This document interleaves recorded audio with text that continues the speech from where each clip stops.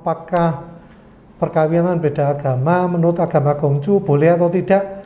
Jawabnya pada diri masing-masing. Beda dong, Jen. Selim, Wensean. Ya. Malam juga. Ya. Apa kabar? Semua sehat? Sehat semua? Sehat. Sehat semua ya, sehat semua. Ya syukur. Ya. Sekarang sudah PPKM level 1 ya Surabaya. Ya, betul. Diharapkan kita ini juga semakin membaik lagi. Iya, ya kan? malah bioskop sekarang sudah buka. Mau buka katanya ya. Bentar lagi bisa ke bioskop sama pacar-pacar kita ya. Tapi tetap waspada protokol kesehatan. Tetap Berarti di bioskop harus duduknya pun juga Jaga jarak. Ya. Meskipun sama pacar kita ya kan. Betul. Sementara harus seperti itu. Ya, jadi kita mendukung program pemerintah. Ya. Betul. Ya, mengenai topik-topik yang sangat menarik ini ya sebenarnya. Di depan kita sudah ada 2 narasumber juga dari Makin Bunbyo ya. Iya, betul. ya. Barangkali Wensean bisa memperkenalkan diri. Ya. Setelah itu baru Wenselim memperkenalkan diri. Ya, perkenalkan saya Wensean Nuraga. Saya aktif di Kelenteng Bunbyo Surabaya. Mudah-mudahan saya juga bisa membantu kalian ya untuk kita bicara tentang isu-isu yang mungkin sedang hangat saat ini ya, yang berkaitan dengan kehidupan sehari-hari. Ya, jadi kita nggak sekedar teori saja, tapi bagaimana kita bisa praktek dalam kehidupan sehari-hari ajaran agama kita. Kira-kira itu ya. Iya. Ini juga menyangkut tentang kita juga berarti ya. Kan iya. kita sekarang mau membicarakan tentang perkawinan. Topik yang apa sangat itu, menarik. Steven? Perkawinan itu banyak kok. Kenapa banyak? Ya, Apa yang lagi hot topik ini ya? Ya, karena kan di sini kita banyak anak-anak muda yang sangat bingung ya, biasanya cari jodoh apa. Ya ini kan ada perkawinan yang beda agama, ya kan. Nah ini kan menjadi salah satu topik yang sangat menarik gitu. Ya, berarti pada saat pacaran itu sudah ada pemikiran nanti aku kawin kalau calon istri atau calon suamiku itu beda agama, bagaimana ya? Iya, Apakah betul. sekarang ini kita tetap lanjut pacaran sampai menjelang pernikahan atau sebaiknya di stop aja dulu daripada nanti ada gegeran? Nah, mungkin itu adalah pertanyaan-pertanyaan yang menggelitik. Barangkali kita bisa tanya sama Wense dari perspektif agama Konghucu. Iya. Itu bagaimana ya? Iya, betul. Tapi sebelum itu tadi kurang Wenselim yang belum memperkenalkan diri. Oh iya. Nggak usah. Kalau beliaunya nggak usah diperkenalkan, sudah terkenal. ya enggak lah. Oke. Nama saya Wenselim Jongyang, sama juga aktif di Kelenteng Bunbyo. Ya, mudah-mudahan apa yang menjadi kegalauan kaum muda kita bisa usahakan menjawab sebisanya. Oh Duh, iya. praktisi feng shui harus disebutkan juga. Oh iya. Oh, Wenselim ini juga praktisi feng shui ya? Betul. Ya. Dan juga kan membuka konsultasi ya di Kelenteng Pademyo. Jadi silakan bisa daftar. Oh. Waktunya kapan? Hari Rabu. Setiap hari Setiap Rabu. minggu. Oke. Setiap Rabu. Setiap hari Rabu jam 10 sampai jam 3 sore. Dan biayanya sukarela, artinya seikhlasnya itu semua akan disumbangkan kepada Kelenteng Pademyo. Oke. Oh, iya. Jadi buat para kaula muda ini ya, Yang mau kawin Heeh. dan yang mau beli rumah Nah. bisa tanya ke sama Wenselim. Wenselim. Sekaligus konsultasinya itu dapat double ya. Oke. Ya. Di Kelenteng. Cari hari juga berarti. Iya. Iya. Perlu perlu WA dulu atau gimana, Wense? Kan bisa di link di Adminnya, admin. nanti hubungi adminnya. Iya. Guys, ingat setiap hari Rabu di Kelenteng Pak Tekmyo ya. Ya. Ya, betul ya. Oke. Nah, ini kita lanjut lagi nih. Ya. Membicarakan mengenai perkawinan, topik perkawinan beda agama ini, bagaimana ini menurut para Wense? Nah, banyak pertanyaan-pertanyaan yang muncul sebenarnya Wense dari kita kaula muda ini, kaum muda ini yang ingin melanjutkan pernikahan yang tetapi ini beda agama gitu loh. Nah, mungkin menurut Wense Anuraga, bagaimana menurut Wense mengenai perkawinan beda agama ini? Iya, terima kasih. Topik ini memang sangat menarik, ya. Sekaligus juga membuat kita itu berpikir, ya. Jadi kalau zamannya mungkin waktu masih pacaran, mungkin kayaknya persoalan ini tidak terlalu terasa, ya kan. Tapi biasanya ketika memasuki pernikahan itu mulai ada persoalan. Biasanya ya, tapi juga nggak semua seperti itu. Tapi mari kita coba bahas ini dari sisi agama. Ya, bagaimana sih agama memandang sebuah pernikahan? Ya, kalau di dalam agama Konghucu, kita selalu berangkatnya itu dari yin yang. Ya, kita selalu bicara tentang harmonisasi dari perbedaan. Yin yang itu kan sebuah simbolik bahwa di dalam kehidupan itu kita selalu akan bertemu dengan yang namanya perbedaan. Tugasnya kita sebagai manusia adalah bagaimana kita bisa menyelaraskan perbedaan itu. Karena perbedaan itu memiliki dua sisi. Satu sisi bisa saling mendukung, melengkapi, tapi sisi yang lain dia akan bisa menghancurkan. Nah, prinsip itu dulu kita pegang. Kemudian kita bicara tentang apa sih makna pernikahan di dalam agama Konghucu? Pernikahan di dalam agama Konghucu itu mengandung dua hal. Pertama itu berkaitan dengan Tuhan. Jadi secara vertikal pernikahan itu memiliki fungsi untuk memuliakan Tuhan, memuliakan para leluhur, memuliakan para pendahulu kita. Kemudian secara horizontal itu adalah melanjutkan keturunan. Nah, ini yang kemudian menjadi dasar atau landasan umat Konghucu ketika melaksanakan sebuah pernikahan. Jadi itu adalah sebuah tugas suci manusia, ya, yang menjadikan kita benar-benar mempersiapkan diri untuk melakukan sebuah ikatan pernikahan. Nah, itu yang menjadi landasan awalnya.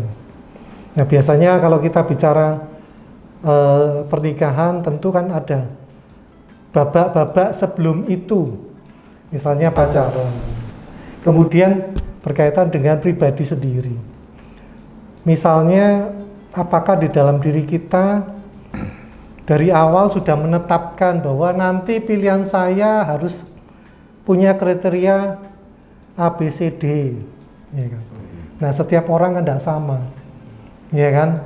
Kemudian dari kriteria itu mungkin 1, 2, 3 kriteria bisa dipenuhi, tetapi ada kriteria yang nggak bisa dipenuhi. Nah, itu bagaimana?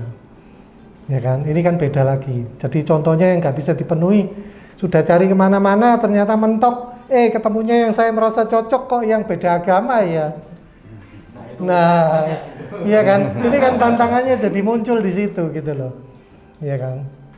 Nah, tapi sebelum saya lanjut, mungkin saya pikir juga Monseli punya pandangan yang beda, atau mungkin bisa menambahkan bagaimana mungkin bisa dibantu untuk bisa mengurangi kegalauan anak-anak kita ini. Gini ya, kita harus yakin bahwa jodoh, rezeki, kematian itu dari Tuhan Yang Maha Esa. Setuju. Ya kan? Setuju. Nah, kalau kita berbicara mengenai bahwa jodoh itu dari Tuhan Yang Maha Esa, apapun yang diberikan oleh Tuhan Yang Maha Esa, kita harus bisa menerima di dalam segala kekurangan dan kelebihannya. Salah satu dari pernikahan itu pasti menyebutkan kita bisa menerima pasangan masing-masing, baik itu kelebihan dan kekurangan, baik di saat sehat maupun sakit. Karena apa? Dasarnya kita kasih. Kalau kita mengacu pada huruf ren atau cinta kasih itu ada huruf ren manusia dan dua. Ya, berarti di situ adalah dua orang. Menggambarkan yang interaksi saling, ya, interaksi menggambarkan dua ada orang interaksi. yang saling mencinta ya, saling mencinta. Saya kira seperti itu. Mungkin Tuhan memberikan kepada kita jodoh yang berbeda agama. Tuhan mungkin lagi menguji diri kita, bagaimana kita bisa bertoleransi. Dimulai dari mana toleransi itu? Dari diri kita. Kemudian yang kedua ada keluarga. Kemudian masyarakat, negara, dan dunia. Ini salah satu pembelajaran. Kita seringkali berkata toleransi, tapi Tuhan mencoba. Kamu kalau tak kasih jodoh yang berbeda agama, apakah bisa bertoleransi? Contoh yang paling dekat itu. Ya, yang paling jelas saya katakan bahwa di dalam agama Konghucu sendiri, di dalam surat doanya, bahwa pernikahan itu adalah menyatukan dua keluarga. Bukan menyatukan dua agama loh. Dua keluarga yang berbeda. Yang menikah itu Manusianya. Bukan agamanya. bukan agamanya. Ya silakan agama dan keyakinannya masing-masing. Saya juga pesan, artinya dari awal sudah tahu bahwa pacar kita itu berbeda, ya berbeda agama, bahkan berbeda jenis kelamin. Agama boleh beda, ya kan, yang enggak boleh itu berbeda keyakinan. Ya, kita yakin sana enggak yakin, enggak jadi. Nggak ketemu ya Mas. Enggak ketemu. Saya kira itu, mungkin nanti bisa ada pertanyaan lain. Nah, Saya ingat mengenai pernikahan beda agama di dalam kepemerintahan ya. ya dari segi hukum positif. Segi positif ya. Bagaimana?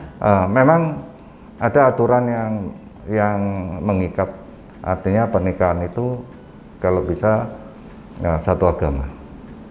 Ya. Tapi kita ingat juga bahwa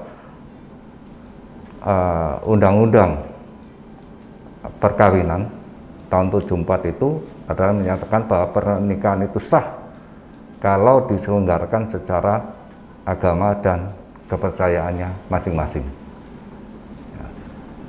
Untuk pencatatan sipilnya itu kan harusnya satu agama. Jadi kalau mengacu pada seperti itu, ya bisa terjadi bahwa pernikahan yang beda agama, yang laki-laki dinikahkan pernikahan secara agama A dan yang perempuan dinikahkan secara agama B, tapi pencatatan sipilnya bisa kesepakatan yang mana yang harus dicatatkan. Sebetulnya di dalam catatan sipil itu tidak ada kolom agama. Iya. Ya, tetapi kenapa ya kok di Indonesia ini harus ada pernikahan secara agama? Teman-teman kami yang menikah secara Katolik itu biasanya menikahnya di dalam gereja, lalu ada petugas catatan sipilnya di sana juga. Apa nggak bisa menikah itu tanpa agama?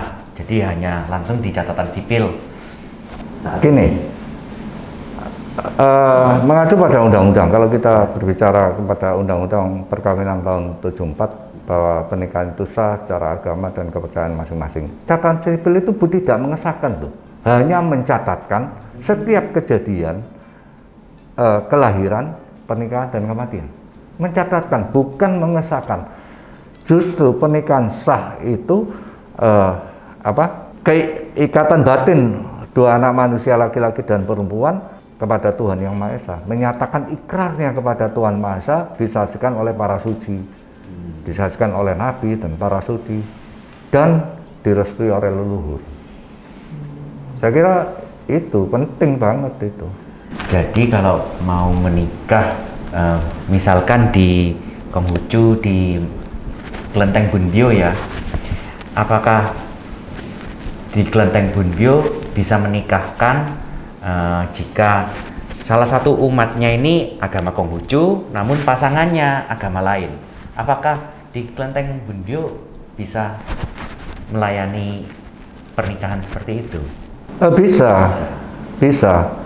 Artinya ini kan kesepakatan antara kedua belah pihak yang asal pasangannya itu setuju dengan aturan yang sudah ditetapkan oleh Kelenteng Bunbyu. Itu aja sebetulnya. Jadi tidak diharuskan di dalam pasangan yang ingin menikah ini tidak diharuskan harus satu agama. Tidak. Tidak ya. Iya, mungkin saya bisa tambahkan sedikit ya. Jadi kenapa pelaksanaan upacara pernikahan itu harus yang seagama?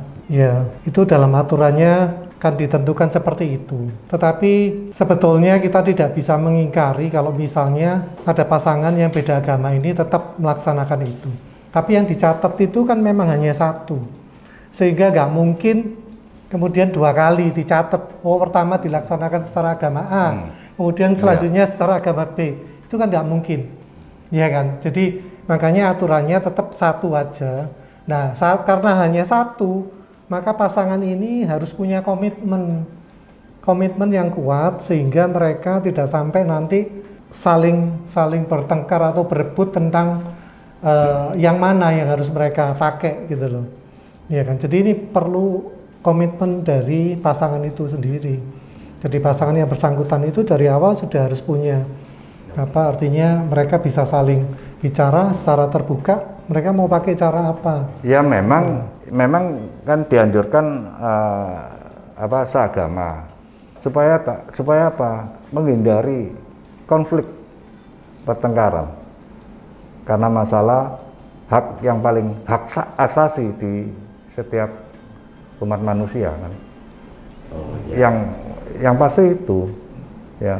Meskipun ada yang seagama ya tetap gegeran itu yono gitu loh. Tidak hanya sekedar yang beda agama ya kan, tapi untuk memperkecil konflik ya. Konflik pertengahan karena permasalahan agama di dalam sebuah keluarga. Baik, mungkin kita sudah sedikit mengetahui kulit luarnya dari topik perkawinan beda agama ini ya, Bu ya. Iya. Nah, kemudian untuk tentang ngomong-ngomong tentang kedua belah pihak ya, Bonse. Kan namanya kedua belah pihak ini kan membawa masing-masing keluarganya untuk menjadi satu yang tadi Bonse sudah bilang. Kita ini kawin menyatukan dua keluarga yang berbeda. Ya kan. Nah, menurut Bonse ini bagaimana cara kami kaum muda ini bisa membicarakan masalah ini dengan keluarga kita dan keluarga pasangan kita. Nah, ya dengan keluarga pasangan kita. Mulainya karena dari kan mana? kita kan menikah atau kawin tuh nggak hanya dengan pasangan kita aja ya kan. Kan katanya kan kalau sudah kawin itu juga kawin dengan keluarganya juga gitu kan. Nah, kalau menurut Bonse ini gimana, Bonse? Dimulai dari awal. Artinya begini, pasangan kita harus mengerti bahwa pasangan kita agamanya berbeda. Yang pertama itu. Dengan perbedaan itu, kita bisa menunjukkan rasa toleransi kepada pasangan tanpa harus memaksakan dia harus ikut. Kita menghormati loh. Karena gini, agama itu adalah ageman. Seperti gini, seperti baju. Saya anggap agama itu seperti baju. Kecocokan menggunakan baju masing-masing kan berbeda. Mungkin masalah warna. Aku senang warna hitam, putih, merah dan sebagainya, ya kan? Nah, itu merasa cocok. Ya. Yang paling pertama kita harus mulai belajar tadi itu, menghargai agama pasangannya masing-masing, saling menghargai, tidak saling menghujat, tidak saling menyerang. Ya, karena Nabi Gongju sendiri mengatakan bahwa bila kita berlainan jalan suci, nggak perlu debat. Jadi agama itu tidak diperdebatkan. Yang paling gampang kita harus menyontoh. Misalnya saya seorang beragama Konghucu, kemudian punya pacar yang beragama yang lain, saya tunjukkan bahwa Konghucu itu seperti ini. Menghormati. Ya kan, Konghucu seperti ini. Bukan berarti kalau ikut Konghucu ada jaminan ke surga atau dan sebagainya, tidak. Tetapi agama itu menunjukkan perilaku. Oh, ternyata umat Konghucu itu baik gitu dari perilakunya. Jadi mungkin Bense Anuraga ada nasihat bagaimana cara kami mengkomunikasikan kepada keluarga pasangan kami maupun keluarga kami ya, orang tua kita. Betul, betul. Masa diam-diam bilang, "Pak, Ma, saya ada pacar tapi agamanya lain." Tetap dilanjut apa enggak? Gitu. Iya, jadi kalau kita bicara ini memang ada hal yang menarik yang perlu pengorbanan sebetulnya. Ya, jadi pengorbanan yang dilandasi rasa cinta. Ya kan? Kan kita ada perasaan cinta kepada pasangan kita. Iya, Cinta mengalahkan segala hal. Nah, Bukan cinta buta. tapi di samping itu juga kita sebagai manusia pasti masing-masing punya ego, iya kan? Pasti masing-masing punya keinginan, ya mestinya pasanganku harus seperti aku lah, iya kan? Itu kan natural ya, itu kan alamiah, wajar saja seperti itu ya kan?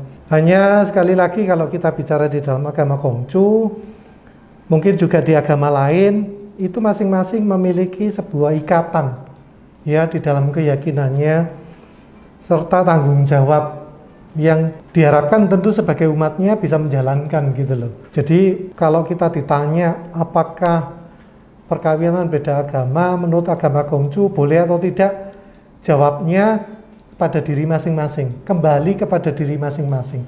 Tetapi agama tentu memiliki sebuah guidance, sebuah panduan ya yang bisa menjadi landasan untuk membuat sebuah kebijakan atau membuat sebuah keputusan. Oh, saya akan lanjut ini dengan konsekuensi apa, ya kan? Jadi artinya ketika kita menentukan pilihan bahwa kita akan melaksanakan pernikahan beda agama, harus sadar dengan konsekuensi yang mungkin akan muncul ketika dalam perjalanannya nanti. Nah, yang paling berat itu biasanya, ya termasuk mungkin meyakinkan orang tua masing-masing, iya kan? Kenapa? Karena itu tadi masing-masing agama itu kan punya sudah memberikan bimbingan kepada umatnya sehingga umat itu harus memiliki semacam ikatan terhadap keyakinannya ya, sehingga ketika dia melakukan hal di luar itu tentu ada reaksi di situ. Nah, bagaimana kita bisa mengatasi itu? Itu yang lebih penting. Sebetulnya jawabannya hanya kepada perilaku kita. Ya, ketika perilaku kita kepada keluarga sekalipun dalam memiliki perbedaan keyakinan, tapi ketika perilaku kita itu menunjukkan perilaku seorang anak yang baik, tentu lama-kelamaan tentang persoalan yang keyakinan itu rasanya bisa menerima lah. Iya, akhirnya pasti bisa menerima. Jadi yang penting bagaimana sikap kita bisa menunjukkan bahwa saya dengan keyakinan saya ini tidak akan membuat susah kamu, iya kan? Saya dengan keyakinan saya ini akan memberikan kebahagiaan kepada kamu. Saya dengan keyakinan saya ini akan saya tujukan melalui sikap dan perilaku saya terhadap. Nah, itu saya pikir yang penting ya, karena dengan begitu orang tua maupun siapa saja pasti akan bisa menghargai kita. Jadi orang tidak akan lagi melihat keyakinan. Karena sebetulnya kalau kita bicara keyakinan itu sesuatu yang sifatnya personal, pribadi. Seperti tadi Wan Selim katakan, seperti orang pakai baju. Kamu nyaman enggak pakai baju itu? Iya kan? Kalau kamu nyaman dengan baju itu, maka kamu akan punya sikap yang baik, ya toh? Kan enggak resah, enggak apa, misalnya bajunya kesempitan kan bingung. Iya kan? Kesempitan bajunya rasanya enggak pas, atau kelonggaran nanti dilipat-lipat atau bagaimana ya. Jadi kalau keyakinan kita itu sudah pas dengan diri kita, maka sikap kita juga akan pasti baik gitu loh. Dan sikap baik itulah yang kalau kita bicara agama, ya harusnya arahnya ke sana gitu. Iya kan? Jadi kira-kira itulah. Mungkin nanti bisa kita kembangkan yang lain ya. Yang penting terbuka lah, jangan dari awal kemudian ditutup-tutupi ya. Sehingga akhirnya menyimpan namanya bom waktu. Waktu ya. Bahaya jadi. Sambil diminum loh ya, kopinya, sambil minum, sambil diminum, bense. Jadi yang terpenting itu bagaimana cara kita meyakinkan Iya. perilaku kita ini yang mencerminkan keyakinan kita ke masing-masing orang tua kita Iya, ya. betul. Meyakinkan orang tua pasangan kita bahwa betul. saya akan menjaga anak Anda, mencintai, meskipun keyakinan kepada kami itu berbeda, tapi saya yakin dengan anak Anda itu kami saling mencintai. Oke. Nah, sambil diminum. Semakin mantep ini kira-kira. Semakin ke ujung gitu ya. Ini kira-kira memang lagi menjalani kira-kira. Lagi menjalan. Saya merasa sangat menghayati tentang topik ini. Di dalam hatinya itu sudah memikirkan ya. Iya. Oke. Ya bisa jadi kita ini mewakilkan lah Vincent. Mewakilkan kegalauan kaum muda lah. Seperti itulah. Ya, terutama kan begini. Di Indonesia itu maaf ya, kalau sekarang di Indonesia itu ada sekolah Katolik, ada sekolah Kristen, sekolah Buddhis juga mulai banyak ya, sekolah Muslim banyak. Tetapi yang sekolah Konghucu ini yang masih sedikit, sehingga umatnya ya tidak banyak. Tetapi kan teman-temannya itu banyak yang agama-agama lainnya, ya itulah kegalauan kami sebagai Perlu saya tegaskan ya, cinta itu tidak beragama. Nah, makanya Cinta itu tidak beragama karena itu anugerah dari Tuhan Yang Maha Esa kepada setiap orang. jadi kalau dari segi Konghucu itu menerima semua agama. Menerima perbedaan sebetulnya, Iya. tapi juga harus diingat ada hal yang juga harus dilaksanakan oleh umatnya. Jadi contohnya tadi kan sudah dijelaskan ya. Jadi yang namanya pernikahan itu saya sudah jelaskan di awal tadi, itu memiliki tanggung jawab secara vertikal dan horizontal. Secara vertikal itu memuliakan Tuhan, memuliakan para leluhur, ya jangan lupa memuliakan para leluhur, Para suci. ya kemudian melanjutkan keturunan. Jadi artinya begini, dalam perjalanan sebuah pernikahan itu umat manusia itu diwajibkan untuk mampu mewariskan, ya mewariskan apa yang diwariskan? Sikap berbakti kalau di dalam agama Konghucu. Ya, jadi agama di dalam huruf kitab itu adalah Ciao, ya, yang terdiri dari huruf Xiao berbakti dan Wen ajaran, ya. Karena namanya ajaran, otomatis diajarkan, diturunkan kepada generasi berikutnya, ya. Jadi yang diturunkan atau yang diajarkan apa? Yang diajarkan atau yang diturunkan adalah tentang berbakti atau Xiao tadi. Jadi ini yang menjadi pegangan umat Konghucu, jadi yang menjadi landasan sehingga ketika mereka melakukan perkawinan yang mungkin beda agama atau keyakinan, mereka tetap harus bisa melaksanakan itu di dalam perjalanan pernikahannya, ya kan? Sehingga dia tidak sampai melupakan kewajibannya, ya. Karena itulah yang menjadi dasar keyakinannya sebetulnya, ya kan. Jadi bagaimana bisa mengajarkan itu kepada anak-anaknya, ya kira-kira itu, ya. Nah, andai kata sudah married nih, sudah akhirnya oke, dari keluarga pasangan laki dan perempuan sudah oke, setuju, silakan menikah. Kita sudah menikah ini. Kira-kira apa ya yang akan terjadi sebagai sepasang suami istri, pasangan muda ini? Kedepannya itu apakah akan terjadi cekcok rumah tangga atau karena mungkin kalau hari Minggu si A maunya ke rumah ibadah itu, kalau hari Cuy seu pergi ke kelenteng. Nah, itu apakah akan menjadi sebuah hambatan ya di dalam keluarga kecil ini? Saya kira nggak akan menjadi suatu hambatan kalau masing-masing saling menghargai pasangan kita, keyakinan agamanya masing-masing, dan kita di situ belajar bertoleransi.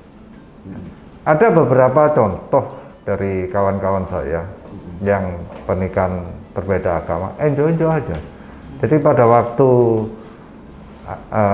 yang laki misalnya beragama Konghucu ya, yang perempuan beragama lain, pada waktu ke tempat ibadah Konghucu diajak itu istrinya, meskipun istrinya tidak melakukan peribadatan, jadi hanya mengantar saja, menemani.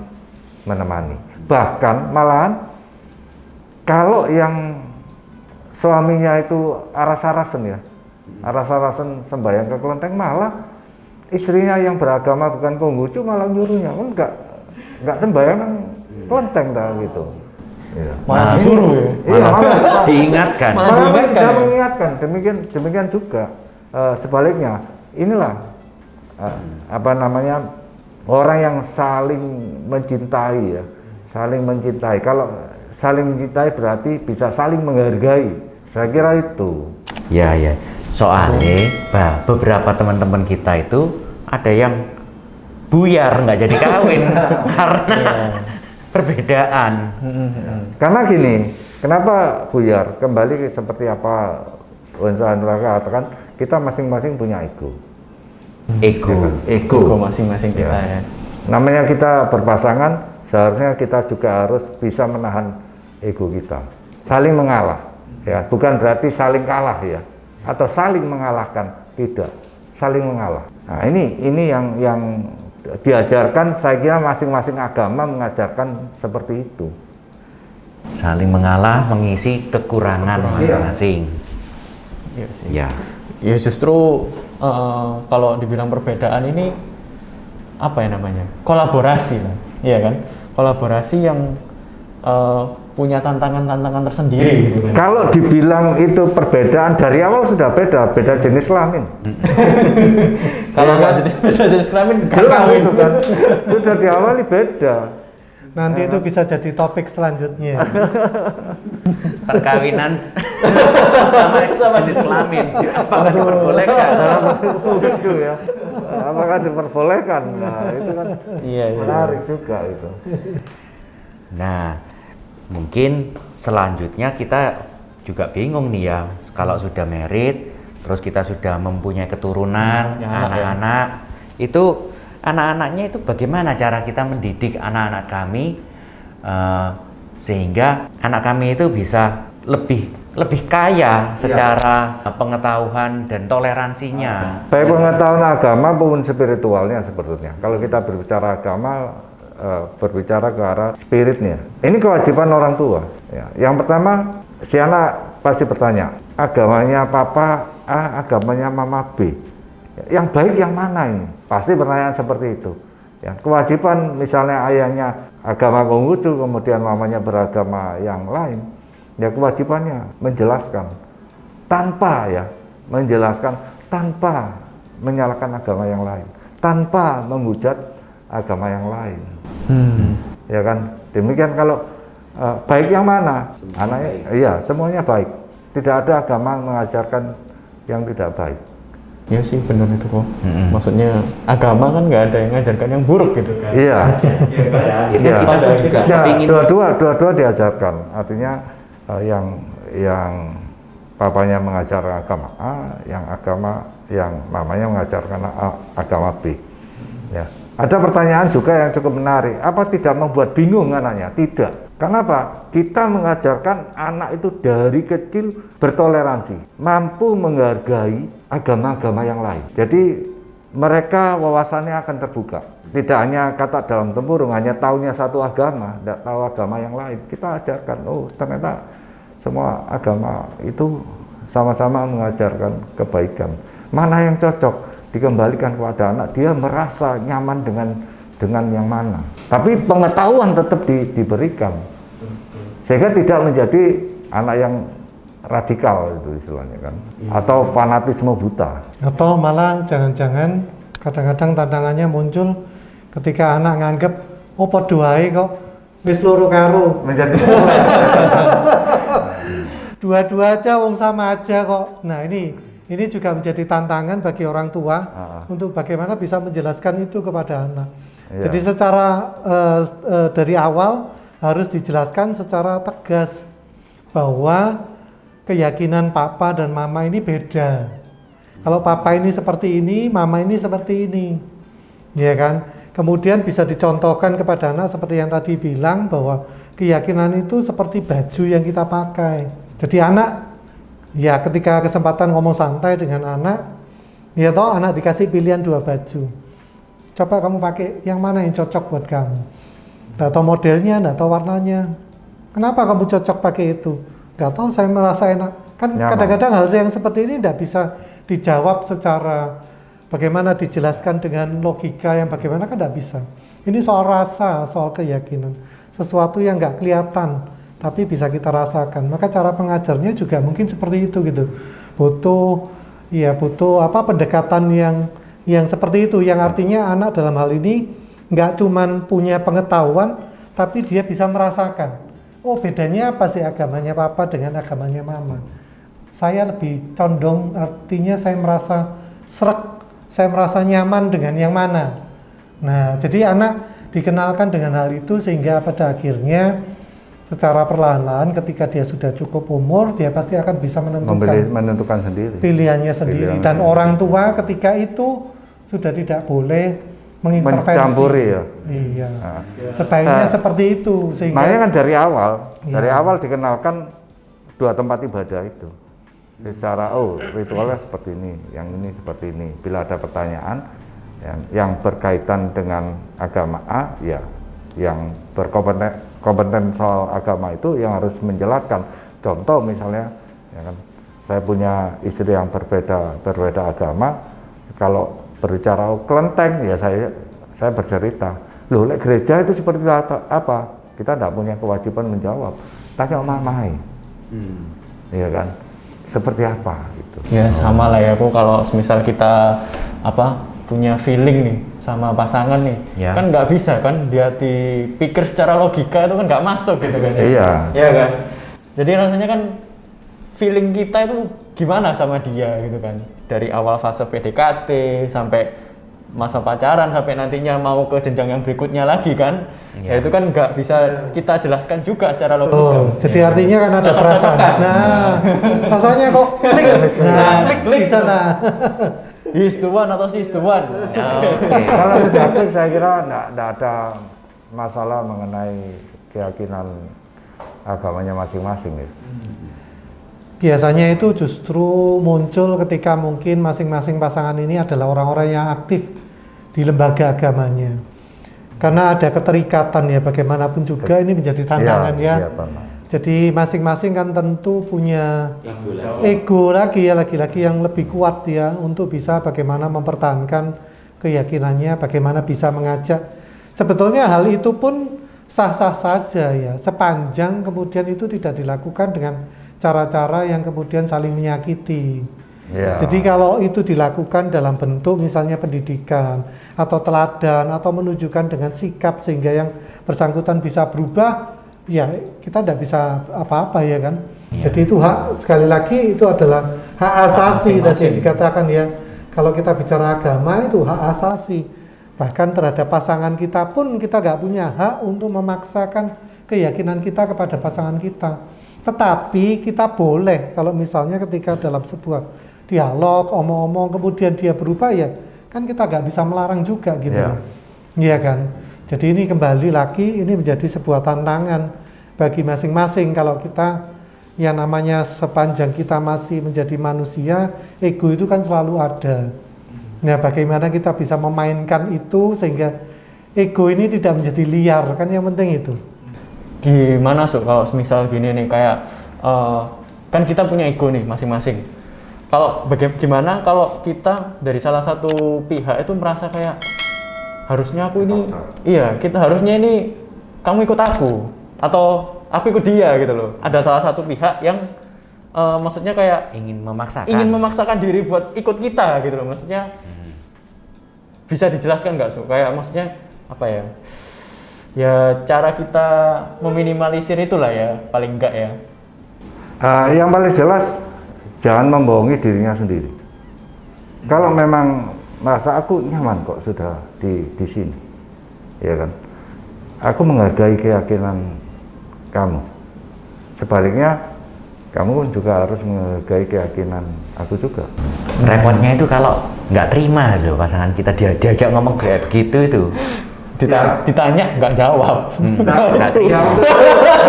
Untuk itu kan seharusnya pasangan yang berbeda agama seharusnya harus lebih belajar agama yang dianutnya.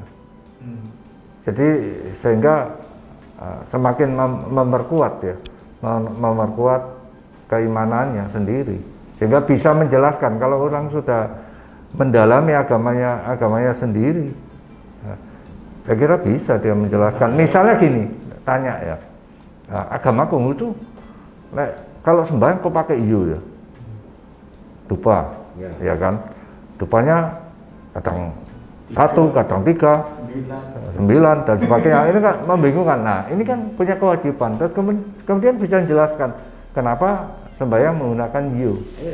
Itu harus bisa dijelaskan. Ya, Bukan asal dari dulu seperti itu pakai iyo. Ini bukan jawaban. Iya kan? Kita harus punya alasan Harus untuk meyakinkan pasangan kita. Penunjang di sana. Terus juga menjelaskan agama Konghucu seperti apa ya? Agama Konghucu ya ajarannya seperti ini. Seperti ini. Ya kan? Jangan cari perbedaan. Kalau kita mencari perbedaan, ketemunya beda. Kita cari persamaannya. Kalau kita cari persamaannya, pasti sama. Nah itu. Nah, yang kedua, jangan nyari kesalahan. Dicari kesalahan ya pasti ketemu salah. Tapi cari benarnya. Ya kan? Kebenaran di mana? Pasti ketemunya adalah benar. Nah itu loh pepatah-pepatah itu yang key poinnya topik hari ini. Nah terima kasih dari tadi kan kita sudah mengenai perkawinan beda agama ini sudah dibahas, dikoncek sampai sak kulit-kulitnya udah ngerti ya. Barangkali ada closing statement dari Bense Anuraga untuk pemirsa di rumah, para kawula muda. Ya, pesan saya ya, jadi kepada siapa saja kalian, ketika akan menikah, ya kalian menentukan pilihan tentang apakah itu beda agama atau sama agamanya, sama keyakinannya. Kuncinya adalah pada keyakinan pribadi masing-masing. Setiap pilihan mengandung konsekuensi. Setiap pilihan harus siap dipertanggungjawabkan. Jadi semua kembali kepada kesiapan kalian dengan pilihan kalian sendiri. Kira-kira itu dari saya. Baik, terima kasih Bense Lim. Ada closing statement dari Bense. Oh iya. Harus kita garis bawahi bahwa hidup ini adalah pilihan. Kalau kita sudah memilih, kita harus konsekuen dengan pilihan kita, baik itu seagama maupun itu beda agama, karena masing-masing punya tanggung jawab terhadap membina sebuah malike rumah tangga. Saya kira itu saja.